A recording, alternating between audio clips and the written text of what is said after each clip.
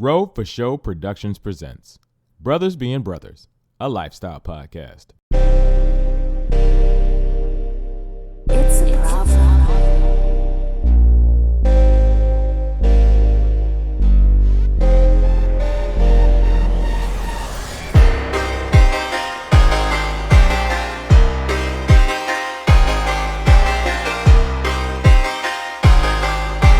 Welcome to the Brothers Being Brothers podcast. I'm your host, Rochelle Hamilton Jr., and I got my guys, K-Rob and Mac Ronay, rolling with me. Fellas, say what's up to the people.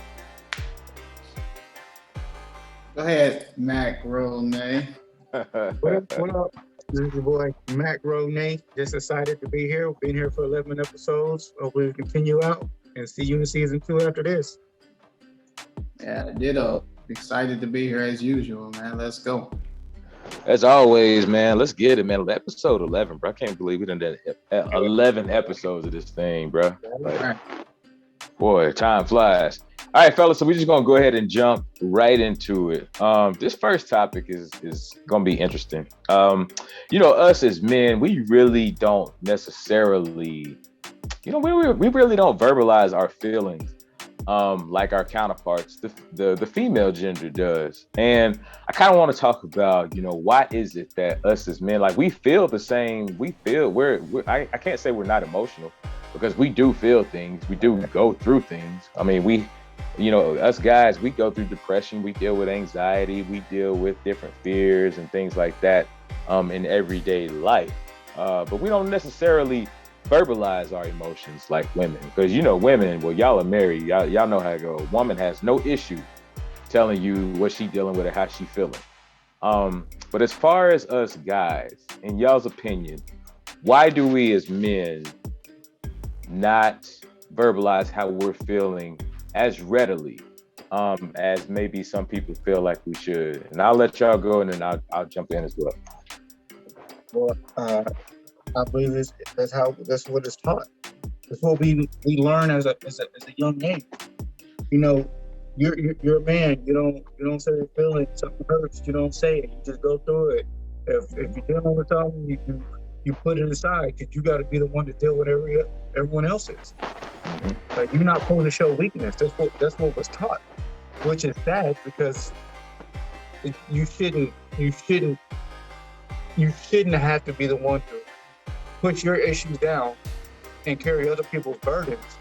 Because we're going back to what King said. I forgot what episode it was, so y'all check them all out. Yeah, shameless plug. Shameless. So King was saying that you can't be your 100 and give your 100 to someone, pretty much, if you're not at 100. You know what I mean? Right. It wasn't necessarily in those words. I'm paraphrasing, obviously. Right. But if you're shoving issues down and you can't, help someone out with their issues because you're dealing with so much inside, that's a recipe for disaster. You know what I mean? I think we should be able to talk and get our feelings out, just like anyone else. I'm not going to say women, but just like anyone else, we should just be able to talk openly and freely. And fortunately for me, I do and I can. It did take a little counseling, but I did and I can. Like I said before, me and the wife do check-ins. Just the counseling as a man helps you grow as a man as well, letting you know that you're not a punk for sharing your feelings, or you're not looked down upon or whatever. It takes a real person, a strong person, to be able to stand up and tell you how they're feeling. You know what I mean? Mm-hmm. But that's how I feel about it.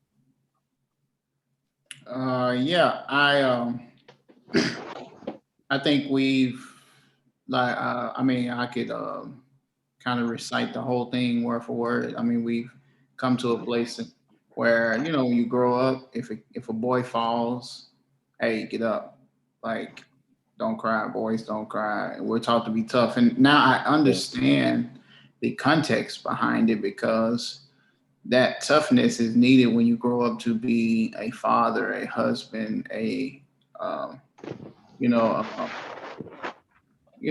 responsibilities by God is to, be the head of the household, not not reign supreme over the wife and none of that, as we always talk about. Mm-hmm. But like every army needs a leader. Right. Like, every basketball team needs a captain. Every football team needs captains or whatever, what have you. And so, like, you need those go-to people that are strong enough to take the W's when it's a win and actually take the L's when it's a loss. And I think the way people try to reenact that into young kids or like instill that as a better word is by like trying to instill this understanding of like a complete toughness. Right. And while I think it's like really great to instill the toughness, I think you just gotta maybe try to find a way to better balance how we instill that. You know what I'm saying? Like tell them, hey, no, get up. It's okay to shed a thug tear, but get up after that and like brush yourself off and keep going. You know what I'm saying? Like, Right. if you're actually gonna shed a tear, don't sulk in it. Like, don't stay there. Like, it's okay if it hurt to be like, to express that emotion. But after you express it, like, let's put it behind you and keep it moving. Not that you're diminishing it, but more or less that you acknowledged it, but you don't let the acknowledgement become like a permanent place of where you stay. You know what I'm saying? I mean, it's just like anything else. If I get fired from a job, yeah, I'm gonna acknowledge, man, you know what? I got fired. Whether it was right or wrong or, whatever the reason I got fired, that means now that I acknowledge it, I'm going to put my feet forward, left, right, to start the process of getting back to a place where I know to be or getting even to a better place. You know what I'm saying? And so I think I understand the context behind it, but I just think it should be a more of a balance to let people know that, hey, you're just as manly for crying. You're just as manly for expressing these emotions. Because I think sometimes if we would express them, then some of the bottled up reactions that we end up, giving later on and, throughout a process, I think those reactions would be a little less harmful, hurtful. You know what I'm saying? I think it would be a little less gruesome if some of the emotions were being able to be let out a little more timely rather than building up, to that, a volcano. And now it's like erupting and it's hard to do anything with it because you're so far gone that by the time somebody get a hold to you, it could be too late. So I understand the thought, and I feel like, there is a certain role that a man should assume with like being a protector and those kind of things. But I think also like, you just got to have a clear understanding. And it should start early. So you, like Macronay said, you don't have to necessarily do counseling at 35, 40, 30 years old, trying to undo Years. Yes. And it becomes really, really hard because I mean we're habitual people. We're creatures of habit. And two, so look how instilled it is in us. Even when you were talking earlier, you're saying, well, just acknowledge it and move on. Even just acknowledge it and move on, we're still not even dealing with the issue. You know what I mean? Yeah, but in the acknowledgement, I mean acknowledging it to the point of dealing with it. Okay. I should have said that. I'm sorry. Okay. But acknowledging it to the point of dealing with it. But I think for me, I would hate to acknowledge something like to the point that where I let it, and this is just my personality. Like if I acknowledge something, that means I'm actually about to deal with it, but I don't want to overly give it power to like live there. You know what I'm saying? Like if I get fired, all right, cool. I'm fired for a minute. I may have a job tomorrow. I'm gonna acknowledge it, but I'm like going straight back to the plow to, get accomplished what I'm seeking to accomplish. And I know some things are easier said than done and some things take a little longer time, but I meant by acknowledging kind of like, saying this is what it is and actually dealing with it too. That's kind of what I meant by it. Right. Right. I would definitely dissect it. I mean, yeah, you don't want to give it power, obviously. Exactly. You don't want to, and then I would, like, if I got fired, I'd be like, well, damn, I got fired. Well, why'd I get fired? Oh, I was coming in late and I was eating people's food out the refrigerator. Yeah, I think I would have, okay, I see why I got fired. Right. Yeah. Right.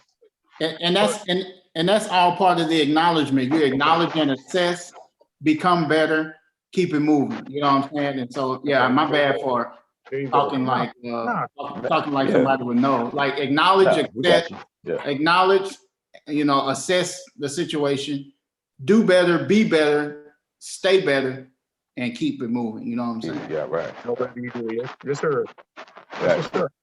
I think for me, the reason why a lot of time we as guys don't necessarily verbalize how we're feeling, a lot of time we get caught up in that male pride, that male ego. And it's that, like really kind of going back to what both of y'all were saying, we kind of raised up that way. Oh man, don't let them see you sweat. Don't let them see you cry. Get up and dust it off. And I think sometimes we confuse the context behind that message with how we're actually supposed to go about it. Like you were saying, King, acknowledge it, assess it, deal with it, and then keep it moving. And I know a lot of time, I know for me, especially in the past, I can only speak for myself from just past experience. I know for me, a lot of time when I wouldn't admit when something was going wrong, it was because a lot of time there were other issues in life where, like I was telling y'all on a few episodes back, where, when I was bigger, I didn't trust a lot of people. So for me, if somebody did hurt my feelings, I'm not going to tell you, you just hurt my feelings. Instead, I'm going to sit here and I might be your friend. We might be friendly. We might be associates.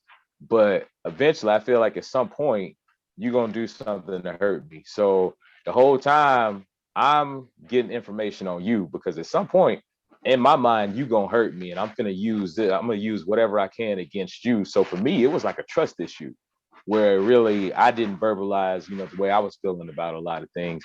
So I think, a lot of time us as guys, like if King, if you do something to me, a lot of time as men, we don't like to say, King, you hurt my feelings when you did that. Or Mac, you hurt my feelings when you did that.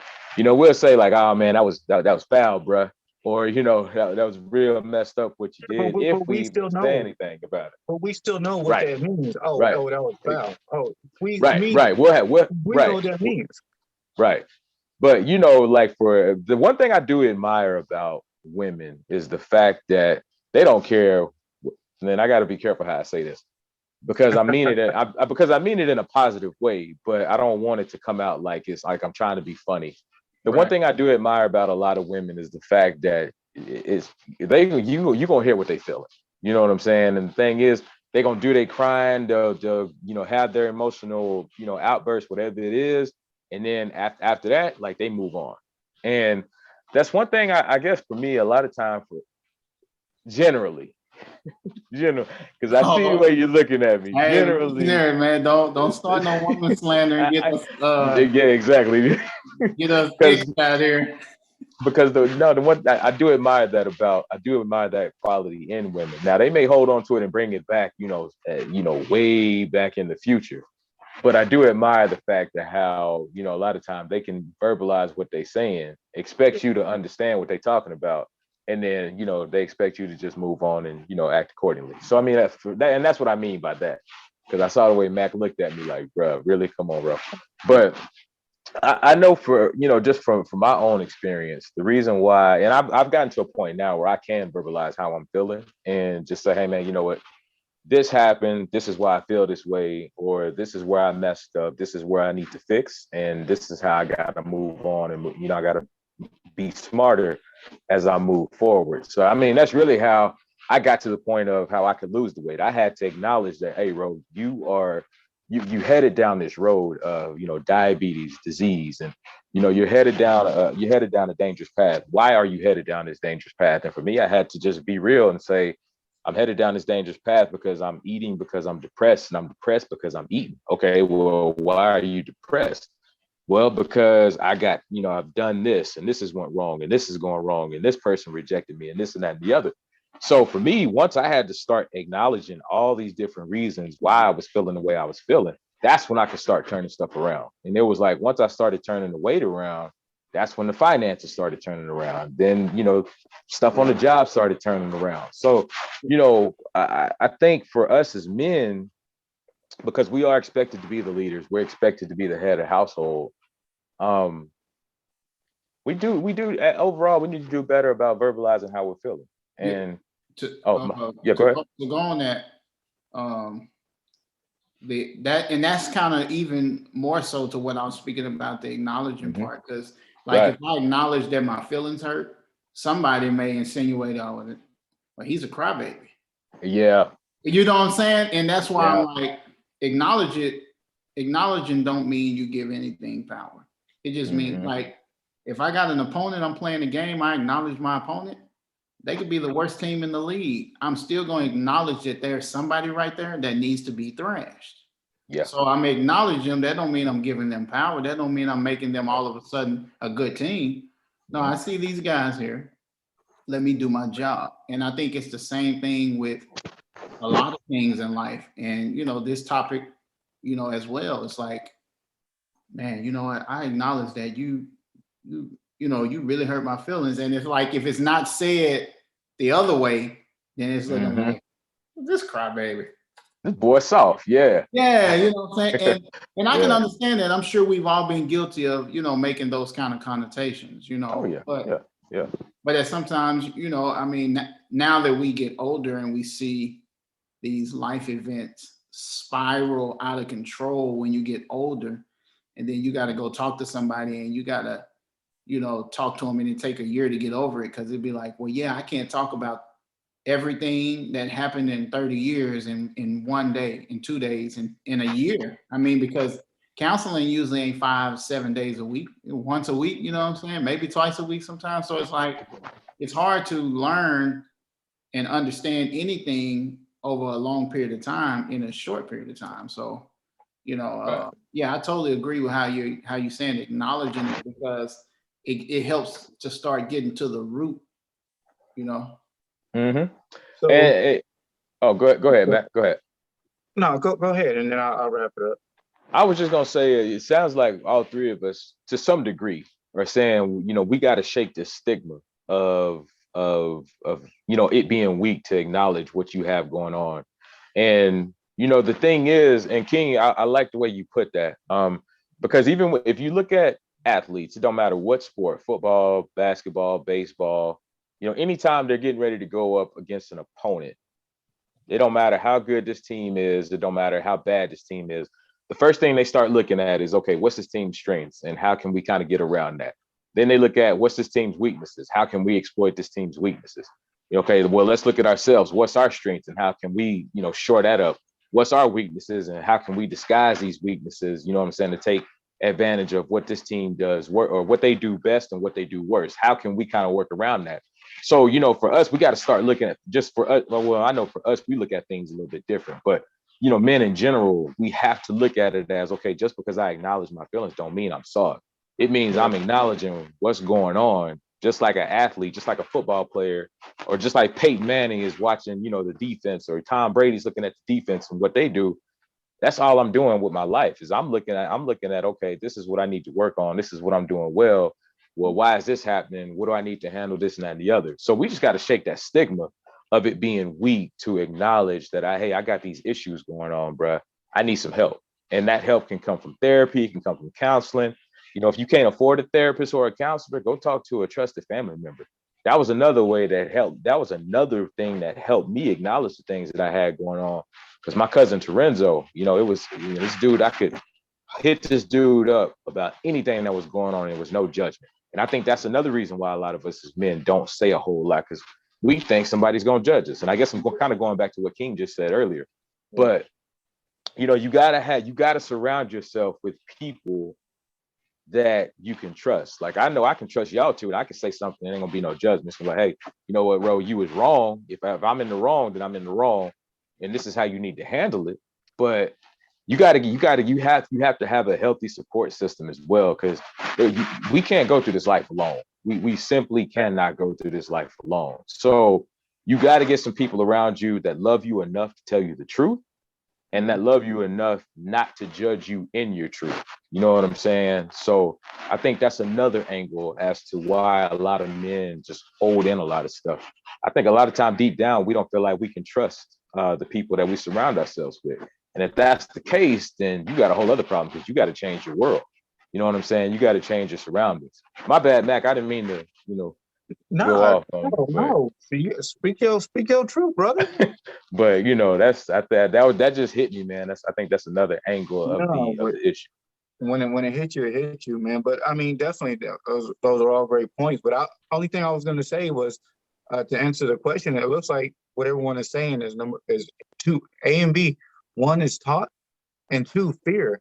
Fear of what someone's going to say, or fear of how we're going to be perceived by someone else by telling them this. So if we're looking at that, breaking the chains of how we're teaching our kids, we can change that. We can change Right. that by how we teach our kids to change the generation. Now, fear, we just, like you said, Yeah. surround yourself with people you can trust, with people that there's not going to be judgment.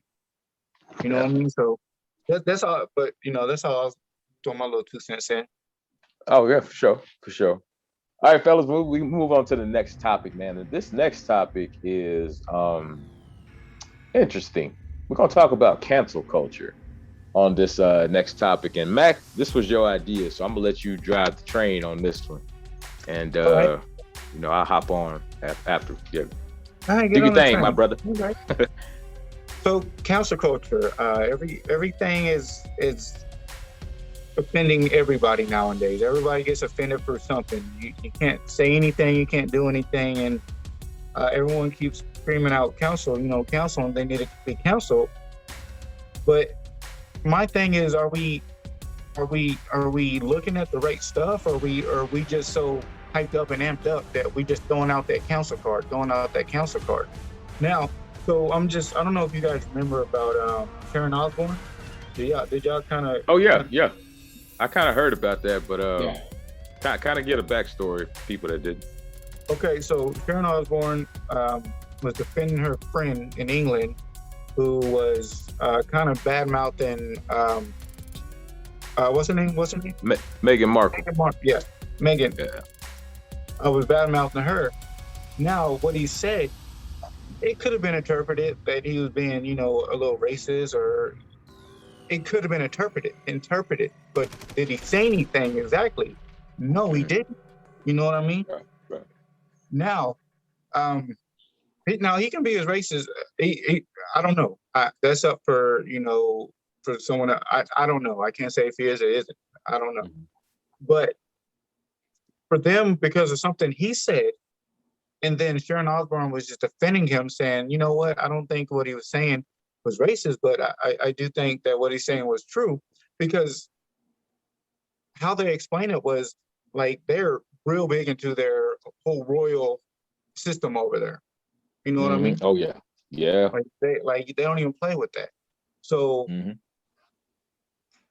we don't know if it's coming from just that whole royal belief system, or is it coming from a negative racist place? We don't know that. But Right. he didn't. What he said wasn't.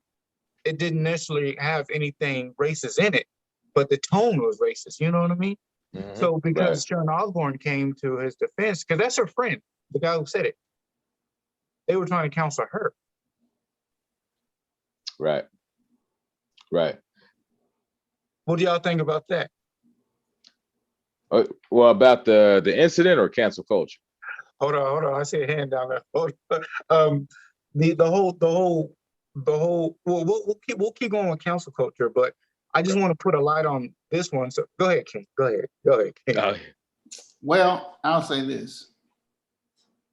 You have to, the one thing in life that I think, and it's probably going to sound condescending to what you're saying, but I understand why people may cancel her. Now, I think the canceling can be, it's a little over the top, because mainly people are trying to usually cancel you because you're not doing what they think you should do, because that's what social media is. There's a bunch of little people who are trying to control your life via the comments. They're trying to control how they want your life to be seen or done or whatever. But I would say if she's defending him, she has to be okay with the guilty by association.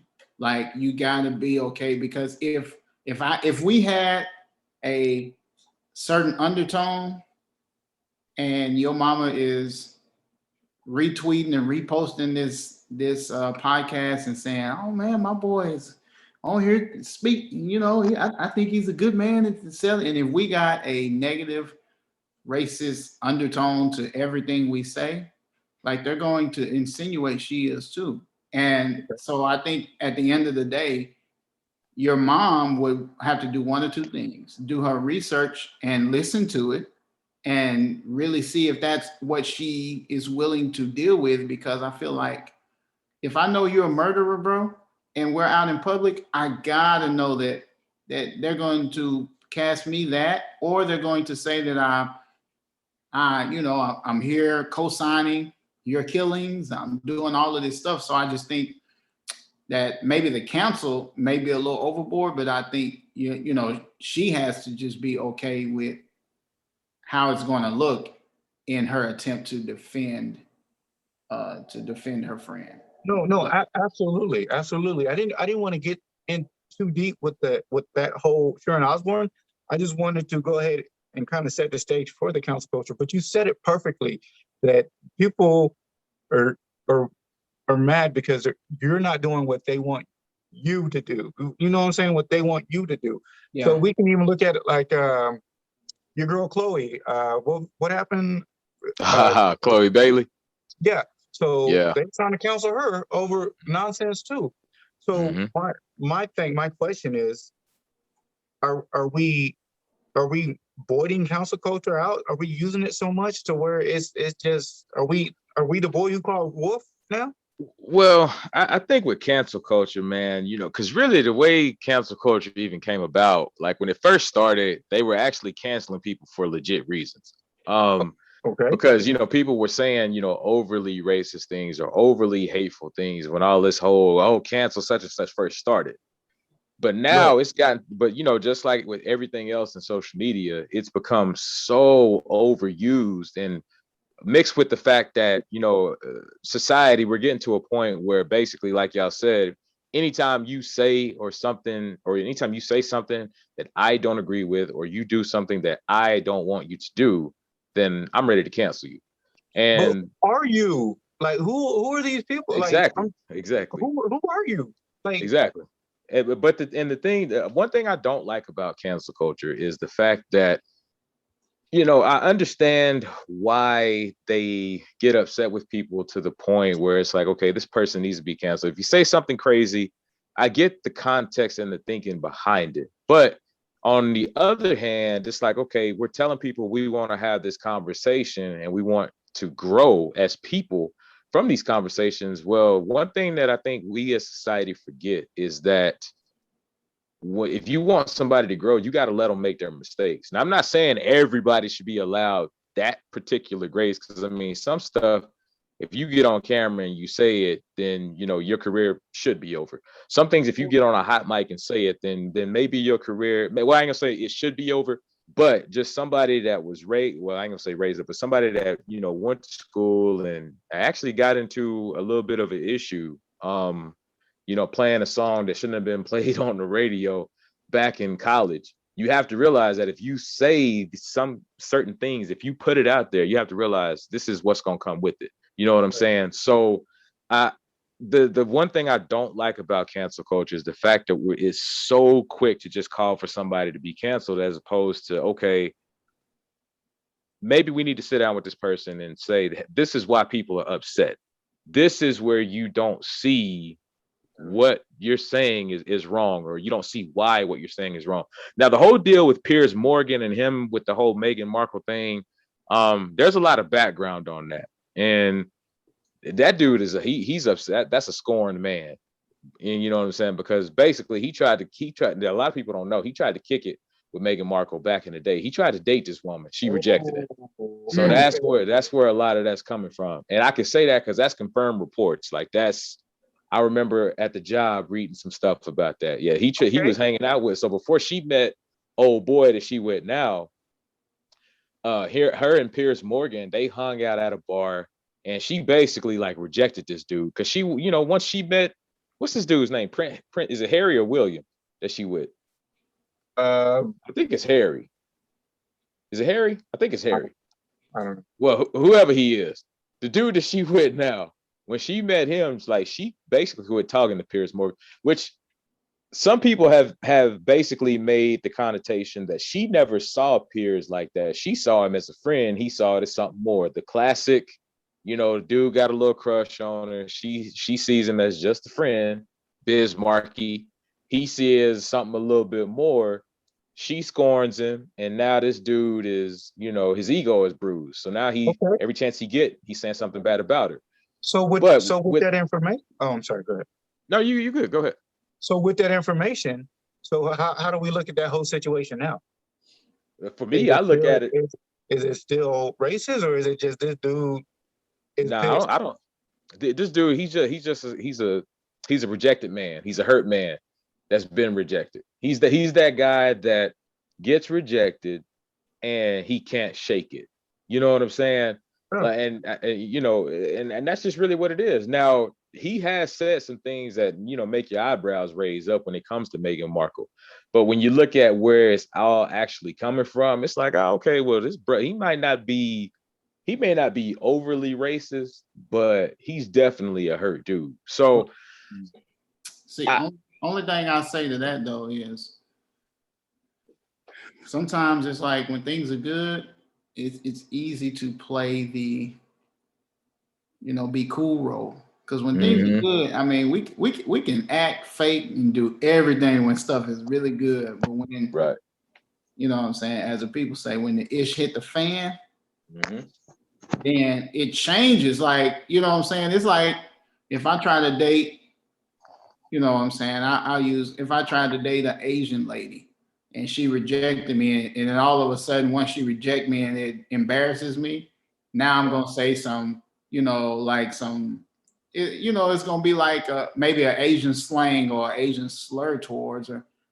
And from there, but see, you got to understand. And so from there, it can turn into what it's looked at as a racism. But hey, to whom much is given, much is required. If you're in the limelight and you're a big deal, know that everything you do and say is going to be on a serious microscope. And if you don't like that, quit liking being famous. Quit liking all of the other stuff that come with it. So if you're going to, understand what comes with that, then cool. But if you're not, then don't welcome it, because it's gonna happen. But to say what y'all was to address what y'all was saying as far as cancel culture, I think you can cancel people without saying it. I think that's another part of the social media facade that, what I'm saying, kind of grinds my gears, is that it gives everybody a voice. Yeah. And it's cool if people want a voice, because I understand as a Black man how being squashed or seeming like you don't have a voice can feel with certain issues and, understandings that we've dealt with from, almost, 400 years, or longer. So I understand that plight, but with with the understanding of trying to just cancel somebody and really wreak havoc on them, I don't know that it's as necessary as we try to make it be, because I can just quit buying your products without telling anybody, and that's one less product you sold. And if I don't like something you do, I just quit. Turn it off. Yeah, I don't necessarily have to go make a post and do all of that. Now, so for me, in my discreetness, I'm just gonna be like, oh yeah, I pull back. And that's gonna be what it is. But for everybody else who feels like social media is the new TV, and you want to be on TV. Right. I don't seek TV, I just seek the TV dollars. So miss me with thinking that I'm going to make a post to cancel you so that like that can help bring some kind of clout, because I think it's a form of clout chasing too in There you certain go. That's another point. Yeah. in certain regards. You know what I'm saying? Now when you do something dumb, I understand, you know, people want to you know, like, you know, make light of it and, you know, let it be known that, you know, maybe you shouldn't be supported, or if it's not known, then, you know, whatever, what have you. But I think some people do it with the intent of clout. So, you know, it's hard to weed it out because it's done so much and it gets a little convoluted. But no, I 100% agree with you. It's so diluted with everyone, with the council culture. When something really does happen that does need some spotlight on, there you go. Yeah. It won't have any gravity to it. You know what I mean? It won't have any weight to it. So, right. You got to pick and choose your battles, basically. Yeah. Well, and you know, and the thing is, man, you know, it just like King was saying, the bad thing about social media is, well, the good thing and the bad thing about social media, everybody has a voice. The bad thing is everybody has a voice, even the stupid people. You know what I'm saying? And like the whole, and King brought up a really good point with the whole clout chasing thing, because a lot of times you can tell, like with some of these quote unquote cancel posts, that all this person is doing is fishing. You fishing for likes, basically. You fishing for clout. And I remember like the most recent instance that I can think of with that particular point. Did y'all ever hear that Blake Shelton song, Minimum Wage? No. How it go? Man. Never heard of it. Dude, I'm not a big country fan, but hey, Blake Shelton. Never heard of it. Hey man, you need to look that song up, man. That Blake Shelton, that song jam. But anyway, basically what the lyrics go. Never heard of it.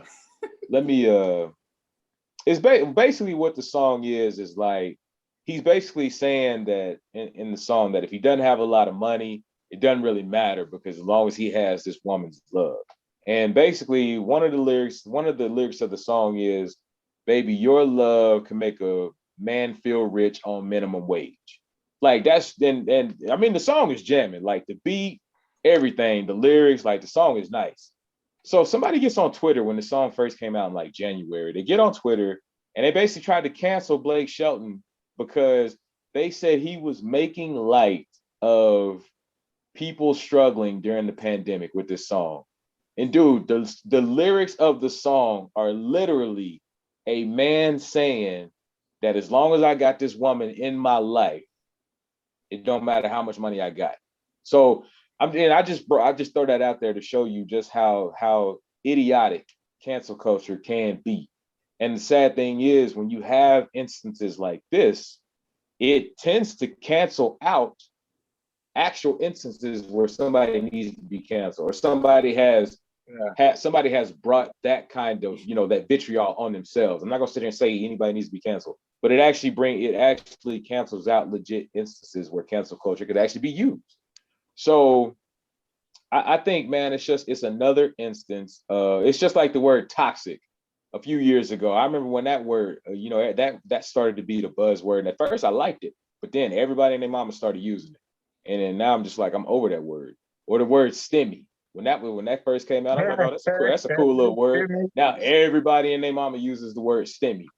So yeah, the STEMI check, man. So it's just like, you know, it's just like with anything else with social media. It's cool for a minute, and then social media gets a hold of it, and then it just, and then I'm over it.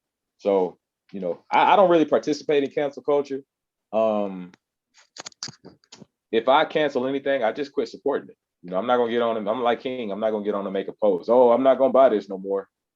So, well, I'm a fan of cancel culture, so I'm a cancel culture. Cancel.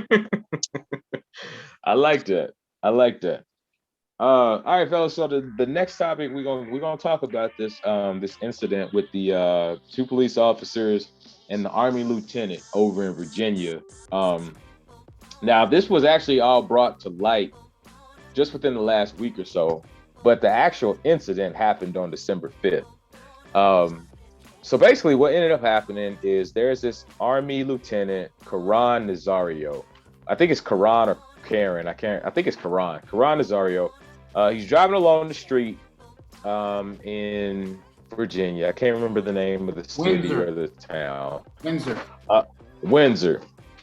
Okay. So he's driving along the street in this new Chevy Tahoe. And the Tahoe was clean. Cops pull him over because they can't see. He doesn't have a license plate on the back of his vehicle. So basically, what ended up happening. This is a brand new Tahoe that this brother has.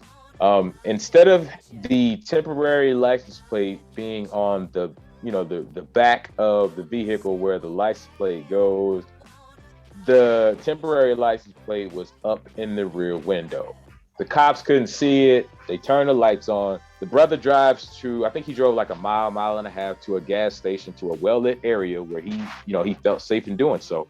So upon the cops getting out of the car, they get out, guns drawn, shouting all these commands and orders at him and everything else. Brother is in his army fatigues. He's in his army uniform. He has his hands out of the window. Now, the first thing that got me with this video was, okay, on one hand, the cops are telling him, put your hands out of the window. And then on the other hand, you're telling him to get out of the car. Well, the brother's still in his seatbelt. So, and he's sitting here telling them like, y'all, look, I'm honestly afraid to move. I'm afraid to make a sudden move because, all too often, anybody who's made a false move, they haven't left there with their life. And especially with a lot of time with black men, even when they didn't make a lost move, a lot of them didn't make it out alive. Philando Castile, Eric Garner, George Floyd, among a whole list of others. So the brother is telling them, I'm afraid to, make any kind of sudden moves. He's trying to talk to him. He's not raising his voice at him. They shouting at him, get out of the car, get out of the car. He's asking them, well, what did I do wrong? This and that and the other. And this one cop, Joe Gutierrez, is just going over the rail. He's telling him he's about to ride the lightning. He's telling him, we gave you an order, obey it. What he said something else to that guy. I can't remember what else he said to him. But anyway, the brother poses no threat. So this cop Gutierrez takes it upon himself to spray this man with pepper spray multiple times. This man tells him that his dog is in the back choking from the pepper spray. And again, this brother hasn't done anything this entire time. They just yanking him out of the car. They pull him out of the car. They get him on the ground, constantly yelling at him, cussing at him, talking crazy to him. Anyway, so this all happens, and the brother ended up not even having charges pressed against him after all of this. So this happened on December 5th, 2020. The tape leaked out last month. And of course, like always, they tried to cover this up. This is the way this looked. They tried to cover it up. The tape leaked out. And then it was like when the tape leaked out, they're like, oh, I got to do something about it. So Joe Gutierrez loses his job. The other officer, I think his name was Daniel Crocker, he still has his job. But on this incident, I just want to get y'all's thoughts on it. And then I'll weigh in as well. Oh, me? Oh, Yeah. Okay. All right. I don't know. Yeah. I mean, it's just sad, man. I mean, as a black man driving, you're doing everything you need to do. You're complying, and yet you still got to feel fear for your life. Mm-hmm. Just by driving around. Mm-hmm. And it just, I think that they put people like back when they kept saying defund the police, everyone thought, oh no, what do you mean defund the police? It was just more allocating the money towards different things, like as far as better training, Mm-hmm. And I think they need better psychological testing for people that they got to go through, because these people are put through it. Police officers, I mean, they are put through a lot. You know what I mean? And that, I mean, period. But when you got a guy it seems like maybe some stuff wasn't going good for him at the house or whatever, so he chose to take it out on somebody in the street. You see what I'm saying?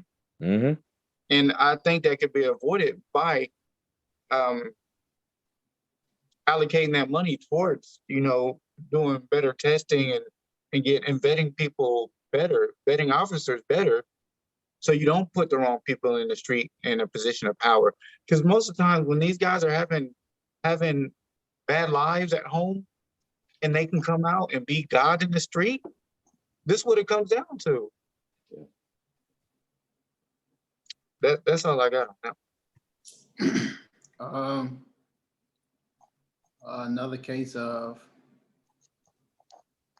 I got power, so I'm gonna show you, huh? You know, another case of the, you know, I don't give a what you are. You're gonna do what I say. You know, I mean, it's a lot of other cases, and I understand the dude's sentiment. With you said something. We were getting ready to record, and Ro, for the audience, Ro has said that they where he's living in Amarillo, they kind of encourage you to go to a well-lit area if it's not well lit, because there could be a lot of dark areas, and you know that could already, I mean, we can go a million ways with that, so we'll leave that right where it is. So Right. so I don't know if he felt like the dude was trying to do anything weird, but even if he did, let's just say he did, once he got to the gas station, he seemed to comply. Yeah. So you could at least started by walking up to it, even if you know, was trying to assess the situation. I mean, the dude's voice, I mean, he talked in a soft voice on purpose, because you could tell when he got pepper sprayed, you heard his voice change. And I'm like, that may have been his regular voice, but he seemed like he was talking in a totally different voice from jump, with his hands out the window, to try to let them know that, like, yo, De-escalate, yeah, I'm harmless as a dove, my guy. Lighten up, you know what I'm saying, on, you know, trying to see, you know, like lighten up on the pissing contest, whatever it is, man, because you just get to a point to where, man, dude, I drive a pretty decent car, and I got hair, and I got tattoos. And it makes me be like, man, am I gonna be the next because I got my hair braided today and I'm driving a nice car? They're gonna think it's stolen. Not gonna say what car I drive, but it's decent. I mean, it's pretty cool. I mean, it's really, really nice. But I'm not going to like maybe get that benefit of the doubt, because they may see me as a thug who stole this nice car. What are you doing over here? You know what I'm saying? And by the grace of God, that hasn't happened yet. And, you know, only thing I can do, like we said in another episode, I can only pray it don't happen. And if I do, I'm just going to find a way to like really try to suck it up, take what I got to take so I can come back home to my son, my family. Right. You know what I'm saying? Anybody, my parents, you know, spouse, everything. So, you know, so you figure out how to try to de-escalate. And I think that's what he was doing by talking in a freaking Mickey Mouse tone. Yeah. You know, for the lack of a better term or what have you. And like, he still like gets this foul treatment. I'm like, dude, this dude, he told you he's serving active duty. Man, I would have been like, you know what, sir? Okay, I see the thing. Have a nice, matter of fact, thank you for my freedom. Exactly. Thank you. Like there, and what to get sad, what bothers me is, for the city of Windsor, is that, I mean, we're middle of April. So we're talking like 4 solid months. Yeah.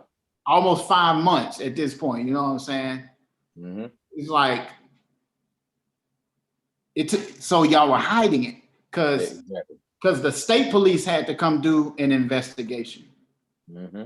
The Virginia State Police, I was reading on it today. And so after that, 3 days after the investigation or so, I think I read, he got terminated.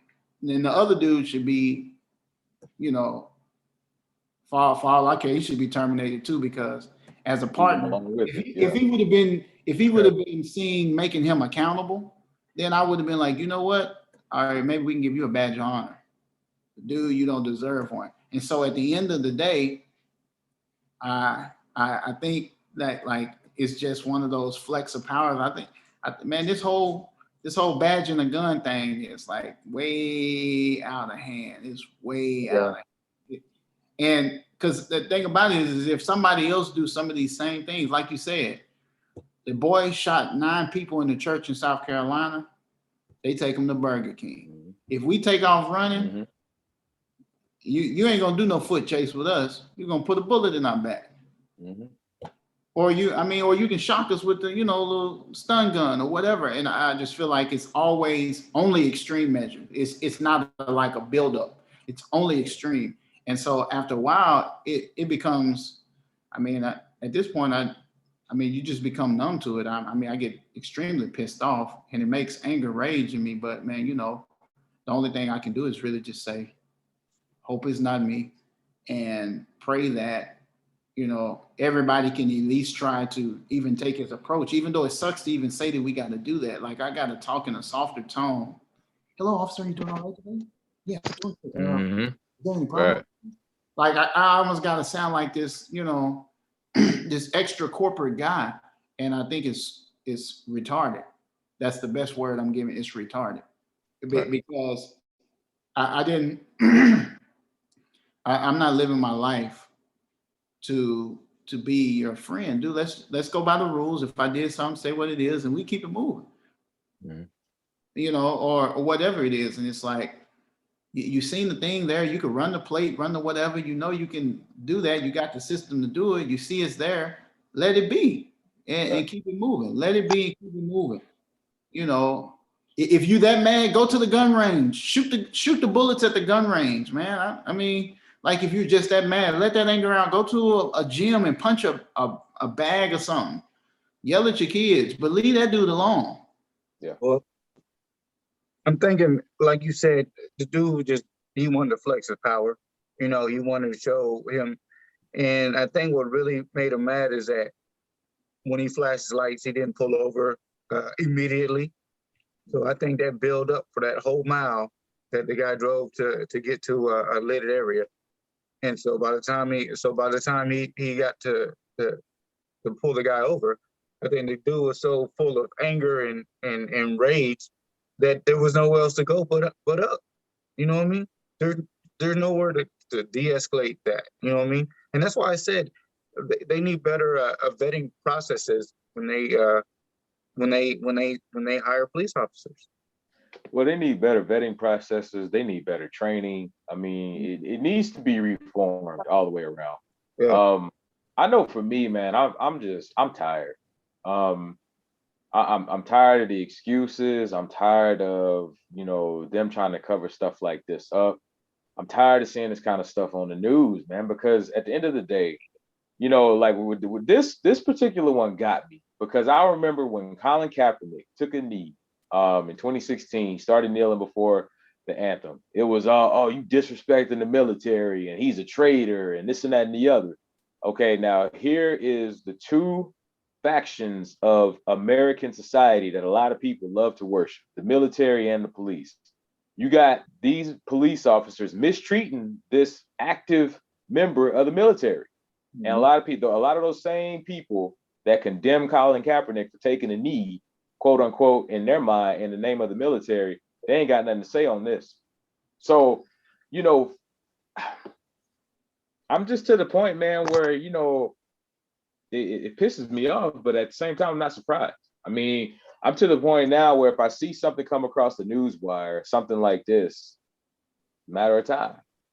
It doesn't hurt any less, but the shock factor is no longer there for me. Yeah. Now like in Amarillo, I can give, now as far as Amarillo goes, the reason why the cops here started basically, encouraging people, if you're not in a well-lit area and a policeman turns his lights on, as long as it's safe to do so, get to a well-lit area and then, follow the put hands behind it, hands where they can see them, all that stuff. Basically what ended up happening a few years, it's been longer than that, maybe 15, 20 years ago, there was a few cats around here. They went and got some fake police sirens or fake police lights, and they were pulling people over. And in some cases, some of them, I think they were like even robbing people. I think they may have even sexually assaulted a few women. Like it was crazy. So with that, like they basically were forced to kind of like say, okay, you know what, get to a well. If you see um a if a cop, turns his lights on behind you, get to a well-lit area, or call 911 and say, hey, I have a police unit behind me. I'm waiting. I'm going to, drive to the nearest gas station where I feel like it's safe, and then I'll get out and they'll relay that information to the officer. Like it was crazy how they did it, but I mean, it kept a lot of BS like this from happening. Now with this specific situation, man, I just, dude, the thing with the defunding the police, well, part of the problem that I had with that was the way that it kept running across the media reports that, oh, they want to defund the police. They wouldn't take the time out to say what this was actually about. Right. They want to reallocate the funds to retrain these officers. Let's stop trying to buy these officers so much military gear that's not needed the majority of the time. And let's put that money towards training them better. Let's put that money towards community programs, or let's put this money, or how about getting your police officers out in the community, letting the community see them? How about getting them out and letting people from the community talk to these officers? Show people that these police officers are people. That's really your first step. And if you want to improve relations between cops and the community, let the community get out and see these police officers. Let them talk to them. Let them see that, hey, these are human beings. They're not really here to hurt me. If that's truly what you want to do. Now, the only reason why I can say stuff like that, now, I mean, I do have to give Amarillo's Police Department props. They do stuff like that. But with this particular situation, it got me, man, because it's like, dude, y'all got out of the car. I mean, it was almost like they wanted this guy to do something. And that's really what it felt like to me. They wanted this dude to make a false move because it would have gave them every excuse to light him up. Because you can't tell me anything different when you hop out of the car, guns drawn, shouting, screaming, cussing, everything else, bro. Like you, and then on top of that, you see this man in an active military uniform. So to me, that tells me you don't even see the uniform. You see my skin color. Right. The one uniform I can't take off. You know what I'm saying? And I see and if you, and another thing, man, if you really want to know how racist your community is, get on the local news station's Facebook page and just read the comments. It's disheartening, bro. Don't do it. It's disheartening. Very upset. I'm telling you, dog. Don't do it. If you want to preserve your sanity, don't do it, because it is truly disheartening to see how a lot of these people think on these local news stations. And the sad thing is, a lot of times it's the very people that you know. You know what I'm saying? I can't tell you how many of my quote unquote Facebook friends I chopped up. I put them on the chopping block, because especially over the last 4.5, 5 years with the whole Trump thing, and as these racially charged, incidents would happen, I start seeing them on the local, news stations Facebook comments. Oh, making horrible comments, making little jokes and everything else. Some of them even saying the N-word. So, when I see incidents like this, man, I'm to the point where I'm not shocked. I'm not shocked. I'm also to the point where, I'm to the point now where I start thinking, okay, well, what's going to be the next one? Maybe this time next week or the week after. Who's going to be the next hashtag? You know what I'm saying? We are living in a time where people like Breonna Taylor, we can't even sleep in our own houses. We had the young lady down there not too long ago in Fort Worth, the Tatiana Jefferson. So, dude, I played her funeral, bro. It was heavy in there, bro. I bet, man. I didn't even know, man. I played at her funeral, man. It was thick and heavy in there, man, to think about it. But I'm gonna tell you what he said. So the dude said, "I'm honestly afraid to get out of the car." The cop said, "You should be." Yeah. That was the other thing I was looking for. I was trying to find. I had to go search.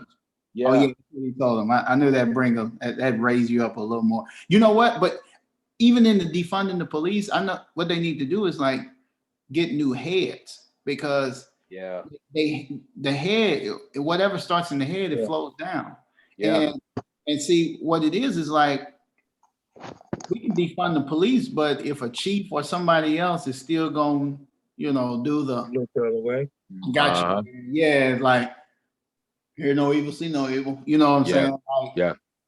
Then it's not going to change, and they can defund them by millions. And so I think it's the head, because why didn't Windsor police or Windsor, department do something? Why is the governor and the state police doing something now that they found out about it? Why didn't Windsor do something in beginning of January or middle of December after they did an investigation? How did he keep his job for another 4 months? Right. I mean, golly, because me being a black man, all I got to do something is at a traffic stop, and it's night. Exactly. Yeah. But he get to do whatever, and he can still keep his job. And we've seen people go, like we've talked about in other podcasts, people go get jobs somewhere else. Like, I get over here, come on. So I think the defunding is that thought process, but more of the defunding, it's the head. Like you gotta, it's almost like you gotta literally like hire all new people, like fire everybody. But then we don't want to say that, because keeping those people hired is keeping those systems put in place. Those systems have been built, put in place. So, let me be the police chief. Yeah. Well, and the thing is, man, a part of that is, one, and like you were saying, King, we did talk about that on a past episode, where a lot of time when these cops, even when they get fired, all they do is they move to a different city or a different state. They lay low for a little bit. You know what I'm saying? They may sit low for 6 months or a year or whatever, but they got another job. Or a lot of time, and those are the rare instances when they do get fired. The majority of the time, they don't get fired.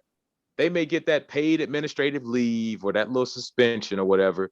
And even then, a lot of time we know how it go. They getting paid under the table. You know what I'm saying? So it's just like, I've seen memes where they say you got to tear down the whole system. And King is right. If you want to really get rid of this, you got to start firing chiefs. You got to start firing managers. You got to start firing, in some cases, you got to get the governors out of there, because but that and that's another thing. Those are the kinds of things that we're talking about when we talk about systemic racism, because it's not just one level to this thing. It's, as we used to say, it's levels to this. You know what I'm saying? So it's systemic. And yeah, bro, let's change the subject, man, because this is starting to make me mad. I ain't gonna lie. Because every time, because man, I even think about the brother from earlier this week, Dante Wright, and this lady talking about she thought she was grabbing her taser. Oh my God. And I got a gun. I tell you what, I know what my gun feels like. I don't care. Exactly. I know a gun and a taser don't feel nothing alike. No, they don't even look alike. Yeah, I don't have a taser. But you know what? And she had another position where she was like some kind of specific position she had. And just think if you're like a training officer or something, so now you're training cats to be like, not sure which one, but you know what? F it. I'm gonna pull both of them out. Yeah. So like you're a 20-year vet, you know what I'm saying? You probably out here showing people the ropes, showing the rookies the ropes. How do you teach? I promise you, bro, I've shot enough guns to know what a gun feels like. Yeah. Exactly. This is what we talking about. She thinking that, oh, I thought I was grabbing my taser. They said that like that's supposed to be okay. Like, bro, your quote unquote thinking that you grabbed your mistake cost somebody's son their life. You know what I'm saying? Yeah, he may have not been doing the exact thing. He may have been running or whatever. Okay, we get that. I'm not saying not to try to apprehend him, but you ain't got to shoot him. You know what I'm saying? That's the only thing. But yeah, that's another subject, man. We'll How you gonna say let's change the subject and you go? My bad, man. I'm doing like the old folks, man. I'm doing like the old folks be doing. I'm gonna change. Let me go and get on up out of here, but then I'm gonna stay on it for like 20 or 30 minutes. Look, Yeah. You know how they do. All right, man. So we're gonna get to the last topic today: the keys to the kingdom by Mac Ronay. Yeah. All right, people, we're gonna close out. We're gonna close out today, but we're gonna close it with a nice little keys to the kingdom today. Keys to the kingdom is more of a question. So, would you date your friend's significant other, the ex significant other, the ex? Would you date your friend's ex, or with the women? Would y'all date y'all's girlfriend ex? What y'all feel about that? Dating your friend's exes. I ain't doing it. I ain't doing it because I done probably, hung out with her and they was together and I'm like, I look like, man, I can't pick nothing else. I can't find nothing else. I mean, social media makes it easy to find whoever you want these days. I mean, we got a lot of dating apps if I'm just that hungry or thirsty, as they say. If I'm just that thirsty to like find some kind of form of companionship, whatever it may be. So me personally, I'm not doing it. Like, cause once you hit that zone, I'm gonna have to keep you in that zone. Like, you date your boy, give me a pound. You know what I'm saying? Like, I don't know. I don't see myself doing it. And if they make a pass at me, I'm gonna play it cool and be like, let's not do it. Let's not do it. Yeah, I'm with you, King. I can't do it. It just don't feel right, bro. I mean, it just like, man, I used to kick with you. Like you've been slobbing my boy down, man. I can't do that. And let me change how I say that, because that can be taken a few different ways. Right. But you've been locking lips with my boy and doing God knows what else with my boy. Like, I've probably, if it's a homeboy, let's just keep it real, he probably done told me about some of y'all's exploits. I don't really, man, come on, man. Y'all know how some dudes be doing. You know what I'm saying? Hey, well, let's keep it real. Talking, but some cats be lying.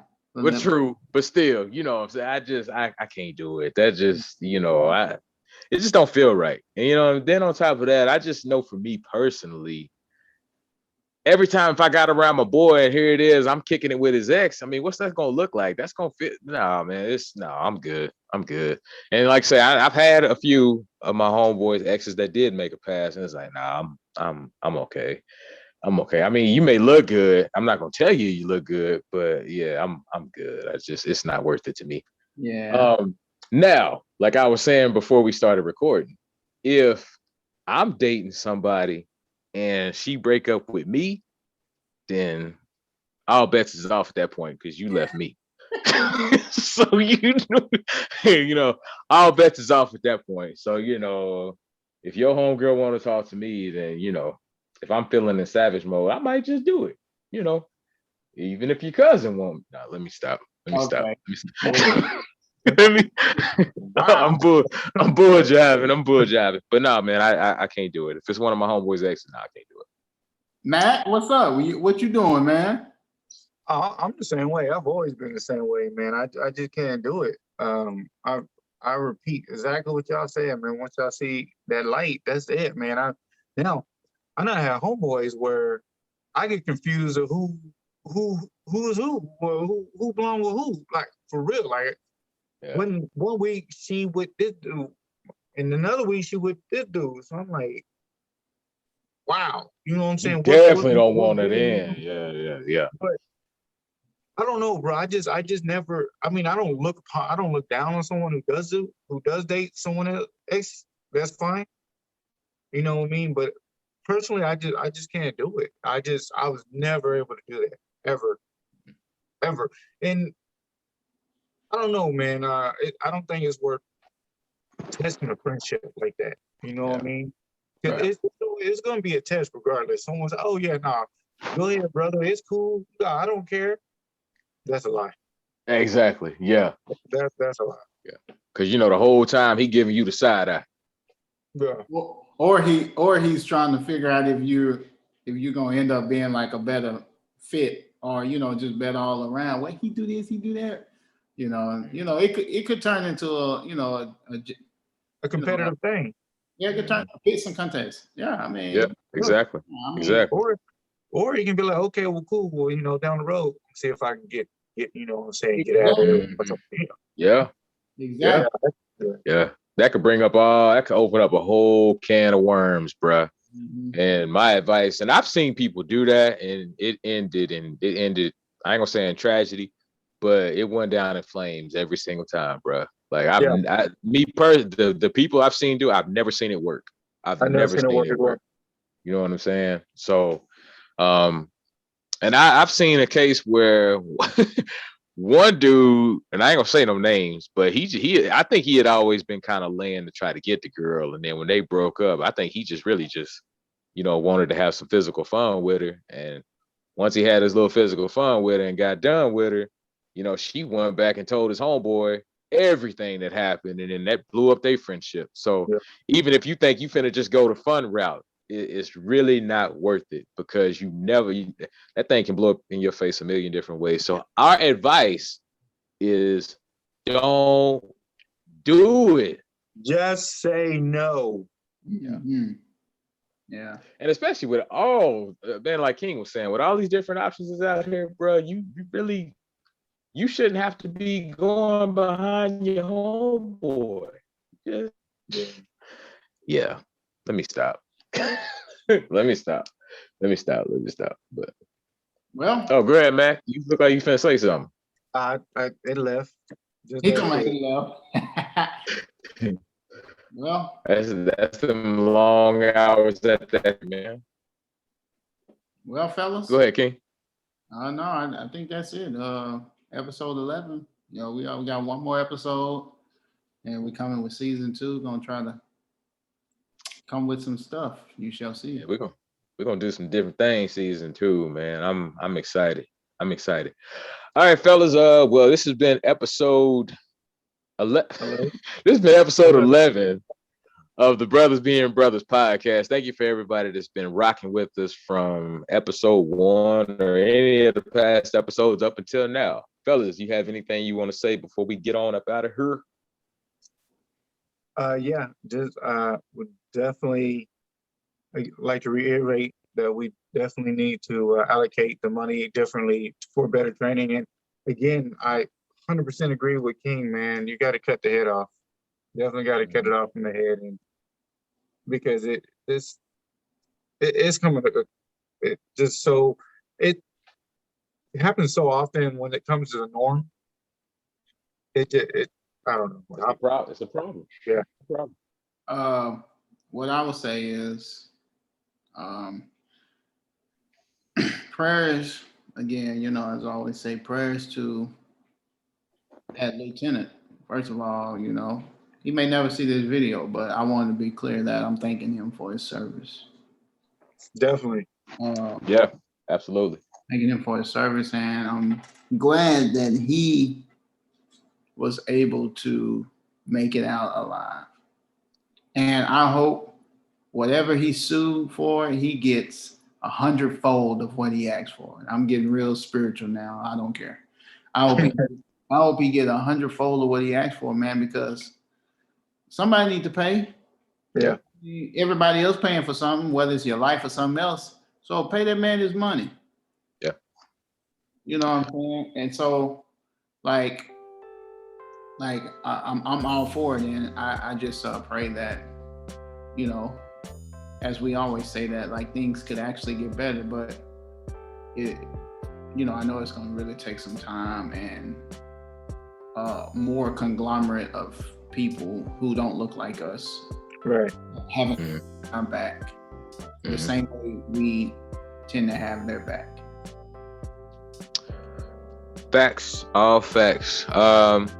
My deal is, prayers to that lieutenant, prayers to Dante Wright's family, prayers to George Floyd's family, prayers to anybody's families out there that's dealing with the loss. No matter if it's a loss of magnitude like George Floyd or Dante Wright by the hands of a police officer, or any kind of loss that you're dealing with. Prayers to everybody out there dealing with something like that, because we all dealing with something heavy right now in this life. I mean, man, it's like the last few years every single one of us has been affected by something. So my whole deal, man, is just prayers for this world, man. Let's love each other. Let's treat each other right. Let's respect each other.